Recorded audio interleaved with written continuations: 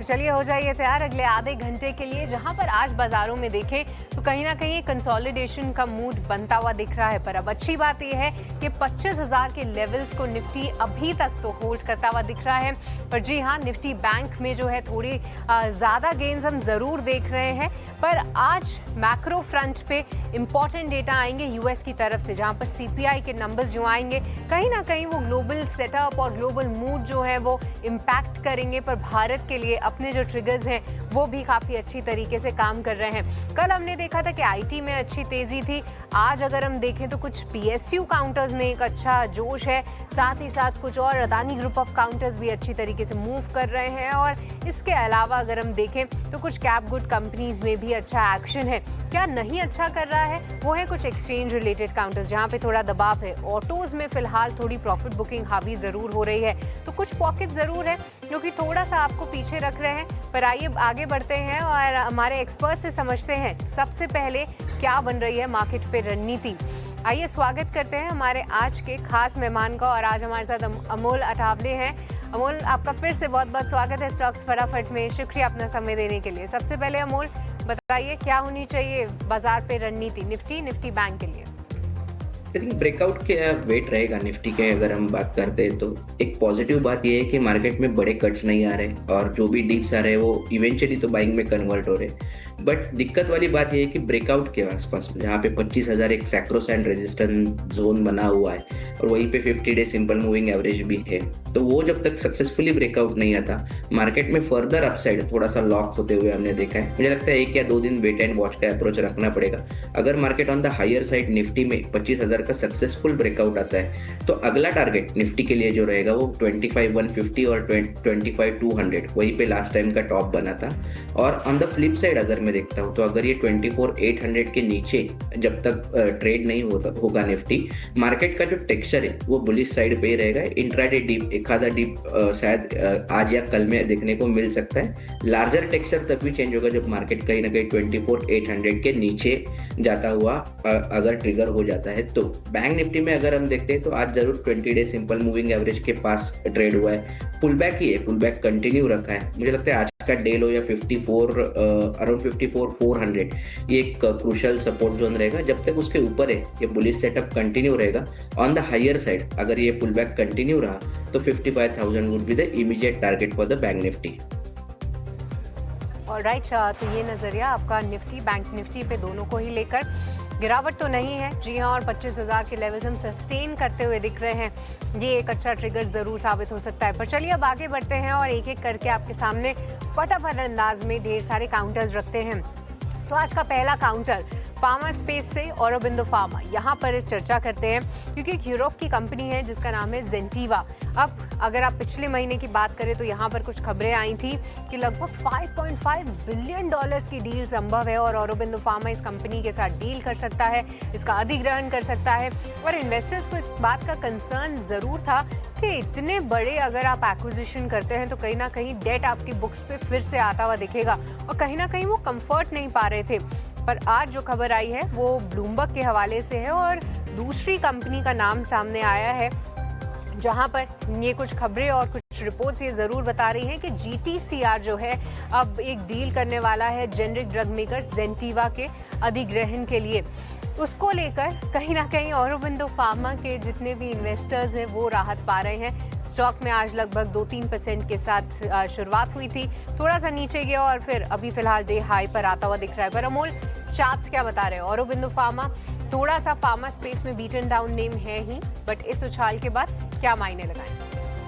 देखो pull back है। अगर हम बड़ा सेटअप देखते हैं तो अभी भी थोड़ा सा वीक साइड पे ही है। The reason behind that stock में एक लॉन्ग करेक्शन चला है, लोअर टॉप फॉर्मेशन स्टॉक ने कंटिन्यू किया है। 2-3 महीने स्टॉक दबाव में रहा है। मोमेंटम जरूर पॉजिटिव है आज का भी, और 1-2 दिन से काफी पॉजिटिव मोमेंटम को स्टॉक ने कंटिन्यू भी किया है। मुझे लगता है ट्रेंड फॉलोइंग ट्रेडर्स या मोमेंटम को जो चेस कर रहे हैं उनके लिए मुझे लगता है 1070 एक प्रॉमिसिंग सपोर्ट जोन रहेगा। जब तक उसके ऊपर है ये जो मोमेंटम पकड़ा है स्ट्रॉन्ग साइड का वही कंटिन्यू होने के चांसेस फिलहाल तो ब्राइट लग रहे हैं। ऑन द हायर साइड अगर मैं देखता हूँ तो 1120 और 1130 ये 2 रेजिस्टेंस जोन निकल के आ रहे हैं। मुझे लगता है जब तक 1070 के ऊपर है बुलिश मोमेंटम कंटिन्यू रहने के चांसेस काफी ब्राइट लग रहे हैं।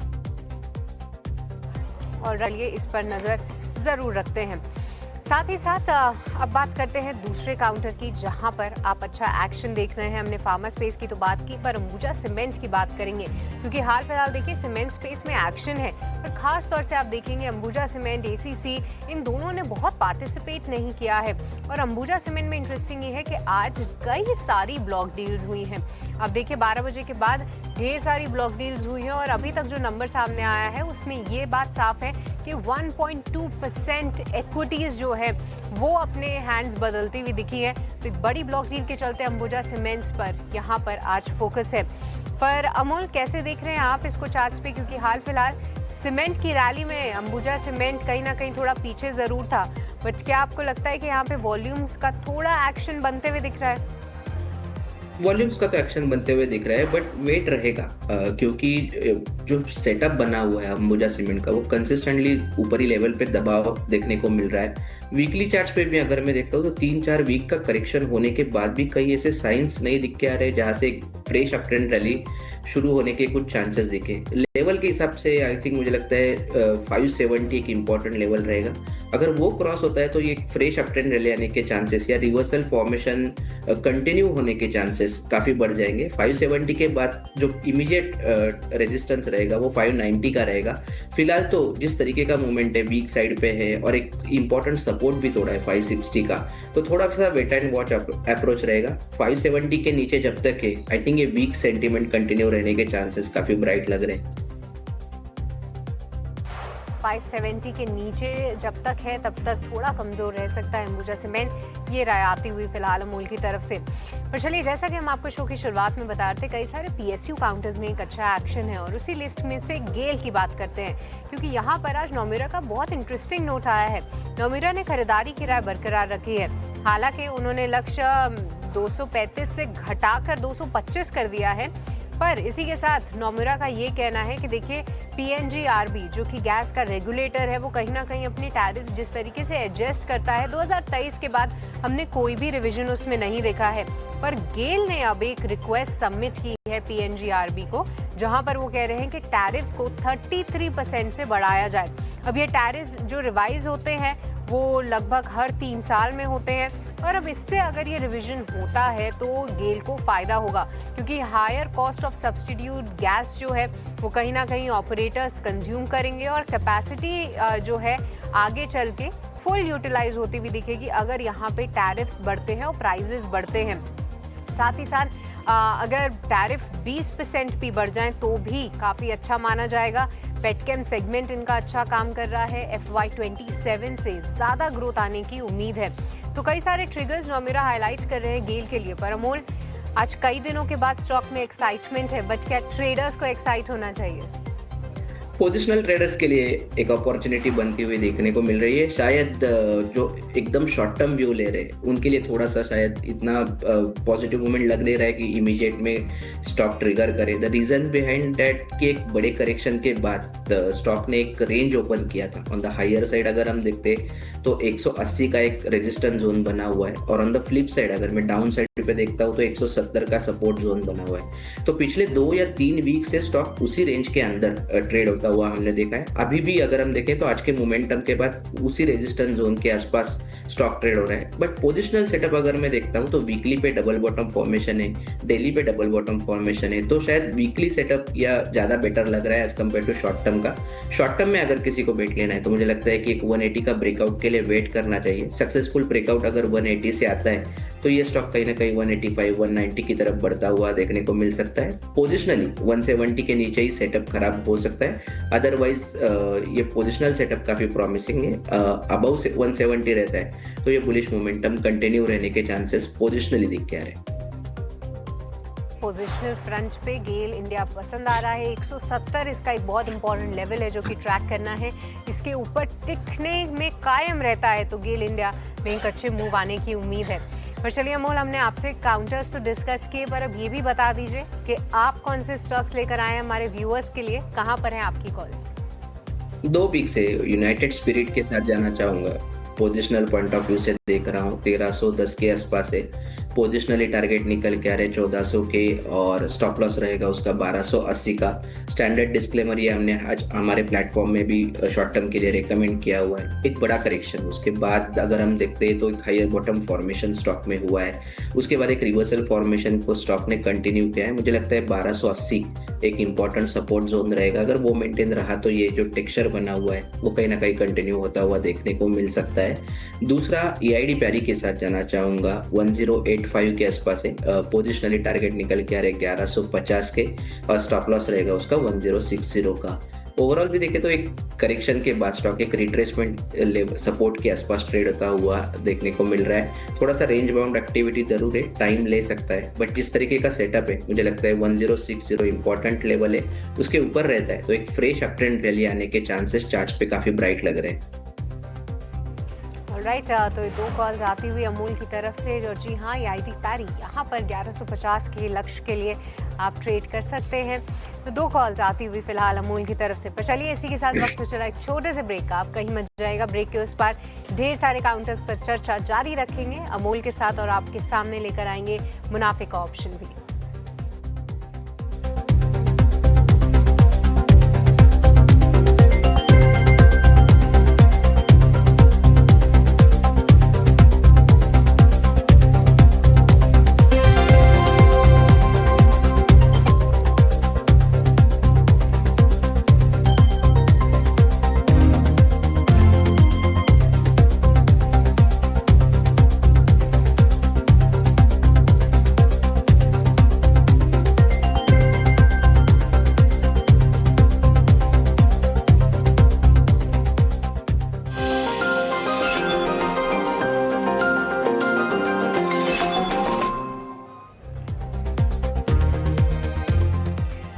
ब्रेक के बाद आपका स्वागत है स्टॉक्स फटाफट में। पर चलिए अब आगे बढ़ते हैं और सबसे पहले आपके सामने रख देते हैं इस वक्त की बड़ी बातें।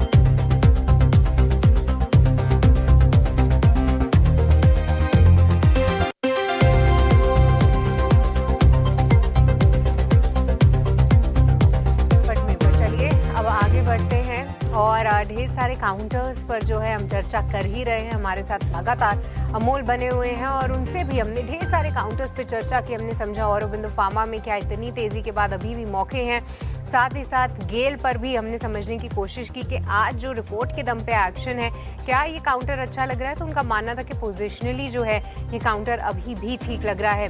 पर हेल्थ और लाइफ इंश्योरेंस पर GST खत्म होने के बाद क्या क्या बदलाव होंगे, अब ये बड़ा सवाल सामने आ रहा है। आइए इस बड़े बदलाव के बाद आपके मन में जो भी सवाल और उसके आसान भाषा में समझने के लिए चलते हैं हमारे सहयोगी अनुराग शाह के पास, जो कि पूरे सवाल और जवाब की पूरी लिस्ट के साथ तैयार है। अनुराग, GST काउंसिल के द्वारा जो बड़ा ऐलान किया गया है, insurance premium, individual health insurance और लाइफ इंश्योरेंस पर GST कम करने का 22 सितंबर से नए नियम लागू होंगे और उसके बाद लोगों का जो इंश्योरेंस का प्रीमियम है वो कम होगा। लेकिन उससे पहले कई सारे सवाल हैं लोगों के मन में, और वो जो सवाल है FAQ फॉर्मेट में हम आपको बताएंगे उन सवालों के क्या जवाब है, जिससे आपकी भी अगर कोई उलझन हो तो वो दूर हो सके। तो सबसे पहला सवाल जो लोगों के मन में है कि किन पॉलिसीज़ पर GST नहीं लगेगा। तो हर तरह की जो पॉलिसीज़ जो रिन्यूअल होने वाली है या फिर आप नई पॉलिसी लेने वाले हैं, जिसमें हेल्थ इंश्योरेंस है, यूलिप प्लान है, टर्म इंश्योरेंस है, एंडोनमेंट प्लान है, तमाम तरह के हेल्थ और लाइफ इंश्योरेंस पॉलिसी जो इंडिविजुअल पॉलिसी है उस पर GST नहीं लगेगा, नई और रिन्यू करने वाली पॉलिसी में। दूसरा सवाल जो लोगों ने पूछा है कि क्या नई और रिन्यू पॉलिसी पर ये जो लागू है, तो जी हाँ, 22 सितंबर के बाद से आप जो भी नई या रिन्यू पॉलिसी रिन्यू कराएंगे उस पर ये लागू होगा। अगर किसी ने पहले प्रीमियम भर दिया है तो क्या उन्हें रिफंड मिलेगा? नहीं, आपको रिफंड नहीं मिलेगा। अगर आपने 20 तारीख को भी प्रीमियम भरा है, 21 तारीख को भी प्रीमियम भरा है या पहले प्रीमियम भरा है तो किसी तरह का रिफंड नहीं मिलेगा। एक और सवाल जो ढेर सारे लोगों के मन में है, जिनकी पॉलिसी ड्यू है सितंबर के महीने में, कि 22 सितंबर से पहले की पॉलिसी ड्यू है, यानी 20 तारीख 18 तारीख जब पॉलिसी का रिन्यूअल है और प्रीमियम 22 तारीख या 25 तारीख को भरा जाए तो क्या जीएसटी का फ़ायदा होगा? आपको उसका फ़ायदा नहीं होगा, क्योंकि आप प्रीमियम जो है वो ग्रेस पीरियड के अंदर भरेंगे। तो अगर 22 तारीख से पहले एक दिन का भी ग्रेस पीरियड है और उसके में आप प्रीमियम भरते हैं तो 18% जीएसटी का फ़ायदा नहीं होगा। यानी आपकी 20 तारीख को पॉलिसी ड्यू थी और आपने 23 तारीख 24 तारीख को प्रीमियम भरा, तब भी आपको 18% जीएसटी देना होगा। एक और सवाल लोगों के मन में, जिनकी पॉलिसी ईएमआई ऑप्शन के अंतर्गत होती है, तो जी हाँ, आपकी EMI monthly, quarterly, yearly mode पर है, वहाँ आपको जीएसटी की छूट मिलेगी। लोगों ये भी पूछ रहे हैं कि प्रीमियम कम हो जाएगा। जी हाँ, जो 18% जीएसटी हटने से प्रीमियम आपका कम हो जाएगा। लेकिन क्या आगे चल के प्रीमियम नहीं बढ़ेगा? आगे चल के प्रीमियम बढ़ सकता है। जिस तरह से मेडिकल इन्फ्लेशन है और कंपनियों की रिस्क में बदलाव होता है तो आगे चल के प्रीमियम बढ़ सकता है। आखिरी सवाल, ईसीएस और ऑटो डेबिट पर क्या असर होगा? तो ईसीएस और ऑटो डेबिट में आपको कोई बदलाव करने की ज़रूरत नहीं है।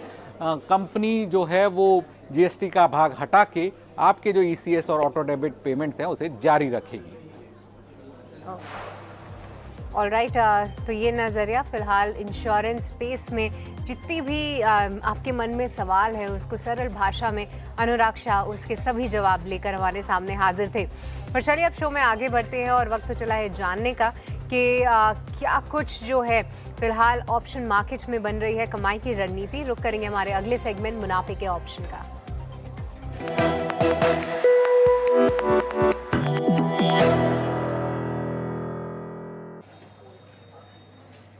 तो आज आपको मुनाफे के ऑप्शन की रणनीति बताने के लिए हमारे साथ सेंट्रम ब्रोकिंग के नीलेश जैन जुड़ चुके हैं। नीलेश, बहुत बहुत स्वागत है आपका ईटी नाउ स्वदेश पे। बताइए क्या होनी चाहिए रणनीति ऑप्शन सेगमेंट में? Very good afternoon to you. देखिए, यहाँ पर खरीदारी पर फोकस होना चाहिए जिस हिसाब से स्टॉक स्पेसिफिक एक्शन हमें देखने को मिल रहा है। तो जो स्टॉक रेडार पर आया है वो है टाटा केमिकल। यहाँ पर प्राइस एंड वॉल्यूम ब्रेकआउट के साथ साथ अगर आप ओपन इंटरेस्ट डेटा देखें तो लगभग 6% का फ्रेश हुआ एडिशन हुआ है, तो लॉन्ग बिल्डअप भी हो रहे हैं। काफी अच्छा ब्रेकआउट है, कंसोलिडेशन की जोन में फंस चुका था, लगभग 1 से 1.5 महीने के कंसोलिडेशन का ब्रेकआउट है। तो यहाँ पर एक फॉलोअप मूव हम एक्सपेक्ट करके चल रहे हैं। 980, 990 और 1000 तक का मूव यहाँ पर देखने को मिल सकता है। इसलिए यहाँ पे call option at the money का 960 का लेने की सलाह होगी। 21, 22 के आसपास फिलहाल ट्रेड हो रहा है। 15 का स्टॉप लॉस होगा। 28 एंड 34 ये दो टारगेट हो गए। In term of rupees approximate risk यहाँ पर 4200 का होगा एंड रिवॉर्ड 8500 के बनते हुए नजर आ सकते हैं। ऑलराइट, तो ये नज़रिया फिलहाल ऑप्शन सेगमेंट में टाटा केमिकल्स बाय करना है और कई दिनों के बाद ये इसका नाम सामने आया है। हाल फिलहाल केमिकल स्पेस में इतने कुछ काउंटर्स बस भी नहीं कर रहे थे, पर हाँ टाटा केमिकल्स इसका 1000 रुपये के ऊपर जाने का इंतज़ार रहता है। पर नीलेश, ऑप्शन के ज़रिए जो है यहाँ पर ट्रेड आप ले सकते हैं। बहुत बहुत शुक्रिया आपका। पर हम आपको ये भी बता दें कि 10 में से 9 लोगों को एफएनओ सेगमेंट में नुकसान ही होता है और ऑन एन एवरेज नुकसान लगभग 1 लाख रुपए का होता है। तो इसको ध्यान में रख कर ही आप ट्रेड लें, अगर आप ट्रेड ले रहे हैं तो। तो चलिए अब आगे बढ़ते हैं और लगातार हमारे साथ अमोल बने हुए हैं। और अमोल, जो दूसरे काउंटर पे आपसे चर्चा करनी है वो है कोल इंडिया। वजह यह है कि आज मोतीलाल ओसवाल की रिपोर्ट आई है। उन्होंने अपने लक्ष्य यहाँ पे घटाए हैं, 480 से लक्ष्य घटा के 450 कर दिए हैं। और उनका मानना है कि वित्तीय वर्ष 2026 के अगर आप आय देखेंगे तो कहीं ना कहीं उस पर प्रेशर देखने को मिलेगा। उसकी कुछ वजहें उन्होंने सामने रखी हैं, जिसमें कि पावर डिमांड जो है वो काफ़ी म्यूटेड है, यानी उसमें कुछ बड़ा उछाल नहीं है। वॉल्यूम ग्रोथ जो है वो काफ़ी लिमिटेड है। और साथ ही साथ मर्चेंट माइनर्स सप्लाई, जो कैप्टिव यूज़ के लिए जो पूरा कोल का यूज़ होता है, उसमें भी कुछ बहुत ज़्यादा उत्साह नहीं है। तो ओवरऑल कुछ ऐसे ट्रिगर्स नहीं बन रहे हैं जिससे इनकी अर्निंग्स को पुश मिले। बट आप कैसे देख रहे हैं अमोल इसको चार्ट्स पे? क्योंकि 400 के नीचे कोल इंडिया जब रहा है तो वो मोमेंटम और उस तरीके का मूव आने में थोड़ा टाइम इसने ज़रूर लगाया है। जी बिल्कुल, आपने बिल्कुल सही कहा कि जब भी ये 400 के नीचे रहा है, इसमें थोड़ा सा दिक्कत बड़ा है। रीजन एक इम्पॉर्टेंट चीज ऐसी भी है कि 200 डे अगर सिंपल मूविंग एवरेज भी अगर हम देखते हैं तो वो 390 के आसपास है। तो जब भी इसके नीचे स्टॉक ट्रेड हो रहा है थोड़ा सा मोमेंटम ड्रॉप होता हुआ हमने देखा है। एक लंबा कंसोलिडेशन काफी डीप चला, उसके बाद स्टॉक ने एक ब्रेकआउट जरूर दिया है शॉर्ट टर्म चार्ट्स पे। 385 390 का एक रेंज था, उसको तो सक्सेसफुली क्लियर किया, बट उसके बाद वापस से उसी कंसोलिडेशन फॉर्मेशन को कंटिन्यू किया। मुझे लगता है पुल बैक कंटिन्यू रहने के चांसेस ही ज्यादा लग रहे हैं। 385 या फिर 200 day simple moving average short term traders के लिए क्रूशल सपोर्ट जोन रहेगा। जब तक उसके ऊपर है मुझे लगता है कि ये पुल बैक कंटिन्यू रहेगा। ऑन द हायर साइड जो इमीडिएट रेजिस्टेंस जोन रहेंगे स्टॉक के लिए, जो 405 410 वही रेंज है, वहीं पे लास्ट टाइम करेक्शन ट्रिगर हो गया था और एक 410 के बाद एक जब भी ये रिवर्स हुआ है एक बड़ा करेक्शन या बड़ा कंसोलिडेशन स्टॉक में देखने को मिला है। फिलहाल के लिए मैं मोमेंटम अगर देखता हूँ तो पॉजिटिव साइड का ही है। 385 के नीचे थोड़ा सा हो गया तो सेंटीमेंट खराब होने के चांसेस चार्ट्स पे दिख के आ रहे हैं। ऑलराइट, तो 385 के नीचे अगर आता है तो और थोड़ा सेंटिमेंट बिगड़ सकता है, सेटअप भी बिगड़ सकता है कोल इंडिया के लिए। पर अमोल, इसी के साथ हम आपका बहुत बहुत शुक्रिया करना चाहेंगे, आपने समय निकाला, ढेर सारे काउंटर्स पे हमसे चर्चा की, थैंक यू सो मच। और चलिए इसी के साथ इस शो को भी यहीं पे समाप्त करने का वक्त हो चला है। मुझे दीजिए इजाजत, पर आप कहीं मत जाएगा क्योंकि ब्रेक के उस पार मार्केट से जुड़ा पूरा एक्शन ऐसे ही बरकरार रहेगा ET नाउ स्वदेश पर क्लोजिंग कॉल्स के साथ।